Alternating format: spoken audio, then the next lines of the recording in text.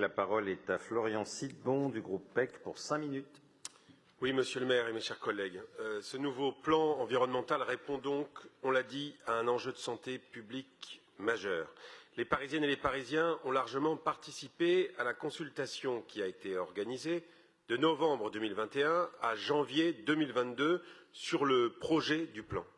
Cette consultation sur le bruit à Paris a été un vrai succès puisque, je crois que Mme Evren l'a rappelé, mais je veux redire les chiffres, elle a accueilli beaucoup de participants, plus de 1000 argumenteurs et plus de 3000 votants et a recueilli plus de 140 propositions d'action et près de 3000 arguments.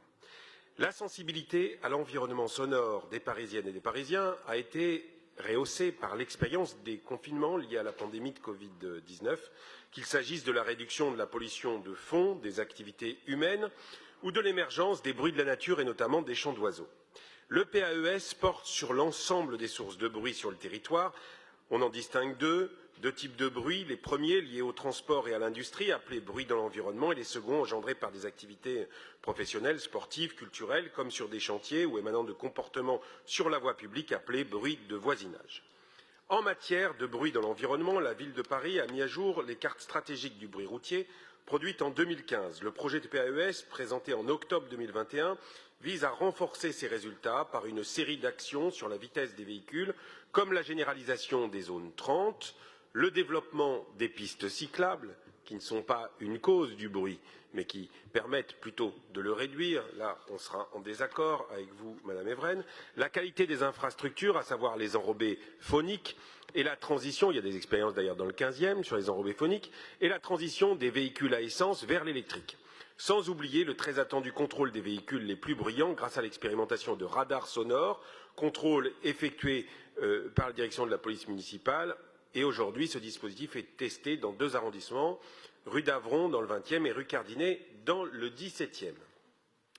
Pour vous répondre, Monsieur le maire du 15e, sur la question de l'héliport.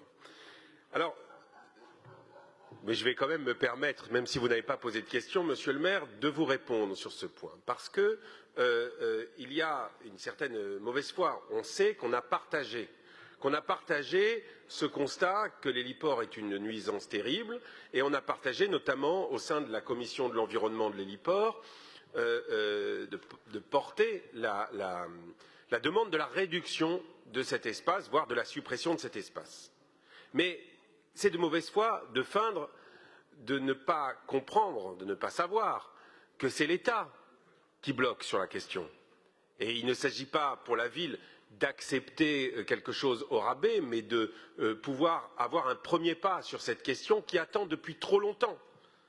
Ça, c'est le premier point. Le deuxième point, quand même, c'est que si l'État traîne sur cette question, c'est aussi sous la pression de nombreux maires qui sont plutôt de votre bord.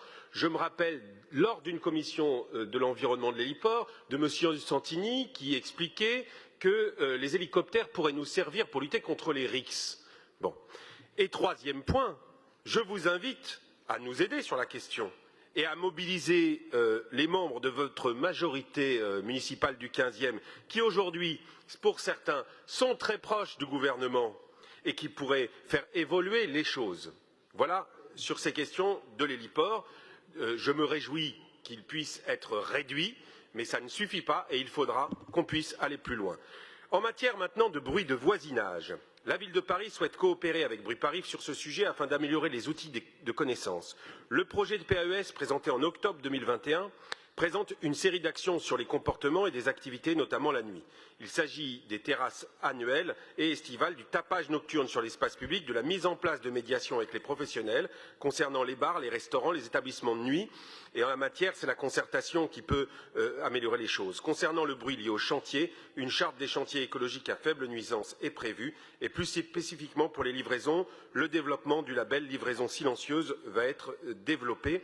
Une fois de plus, la démocratie directe participative s'est exercée grâce à cette consultation publique sous forme de réunions dans les arrondissements et en ligne via la plateforme de contribution id.paris.fr. Les participants ont pu lire et amender le contenu des actions proposées par la ville de Paris. Voter pour celle-ci, proposer des actions complémentaires et ainsi dans la partie bruit dans l'environnement. La source de bruit, vous l'avez rappelé, la plus citée est le 2 roues motorisé versus la terrasse estivale pour la partie bruit de voisinage. Enfin, une nouvelle action citoyenne est introduite avec la proposition d'un comité local bruit dans chaque arrondissement, présidé et initié par la mairie d'arrondissement afin de décliner localement les actions du plan et d'inciter à la concertation de tous les acteurs à la bonne échelle. C'est plus que jamais localement, tous ensemble, que nous combattrons cette pollution sonore qui est un véritable enjeu de santé publique, surtout dans les quartiers populaires de la ville où il nous faut renforcer et amplifier nos actions d'apaisement et de tranquillité. Je vous remercie.